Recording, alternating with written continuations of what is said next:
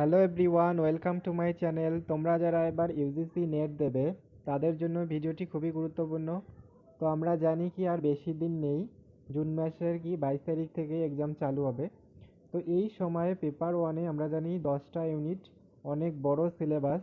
তো এই সময় মানে এই 30 দিনে তোমরা কোন কোন টপিকগুলোর উপর ফোকাস করবে বেশি বেশি, মানে যেগুলো কি বারবার রিপিট করে এনটিএ বা ইউজিসি বারবার রিপিট করে।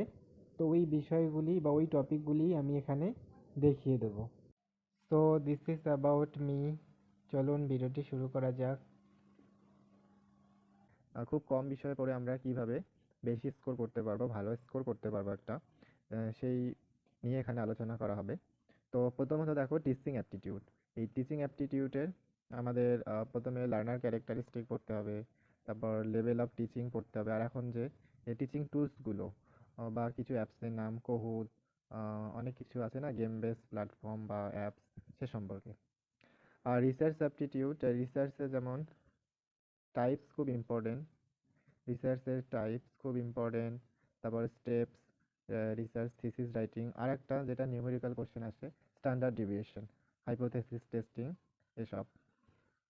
আর কম্প্রিহেনশন বা প্যাসেজে আমাদের এটা এখানে সবাই আমরা ভুল করি কি, যে একবার এক্সামে গিয়ে পারফর্ম করতে চাই, কিন্তু প্র্যাকটিস করা দরকার। এই প্যাসেজে যত প্র্যাকটিস করবে অত ভালো। প্র্যাকটিস খুবই ইম্পর্টেন্ট একটা বিষয়। আর কমিউনিকেশনে যেমন কমিউনিকেশনের টাইপস খুব ইম্পর্টেন্ট, টাইপস তো পড়বেই। আর একটা নতুন টপিক যেখানে ফিল্ম থেকে আসে, মাস মিডিয়া। ম্যাথামেটিক্যাল রিজনিংয়ে ম্যাথামেটিক্যাল রিজনিংকে ফোকাস করতে হবে।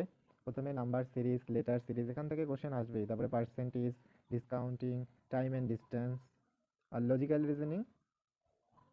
লজিক্যাল রিজনিংয়ের সব থেকে ইম্পর্টেন্ট হচ্ছে কি স্কোয়ার অফ অপোজিশন, তারপরে কি ডিস্ট্রিবিউশন, মুড অ্যান্ড ফিগার। আর এছাড়াও আমাদের পড়তে হয় কি ইন্ডিয়ান লজিক। তারপরে যেটা ডাটা ইন্টারপ্রিটেশন, এখানে প্রিভিয়াস ইয়ার্সে যত পেপার এসেছে তুমি যত পারো তত আর কি প্র্যাকটিস করো, তাহলে হয়ে যাবে। আর সেখানে কি পাই চার্ট আর নয়তো টেবিলটা ইম্পর্টেন্ট, 99% চান্স থাকে যে টেবিল রিলেটেডই ডাটা আসে।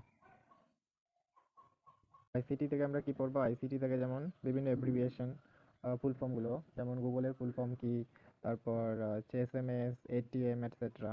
তারপর ইমেল সম্পর্কে ডিটেলসে পড়তে হবে, একদম ডিটেলস।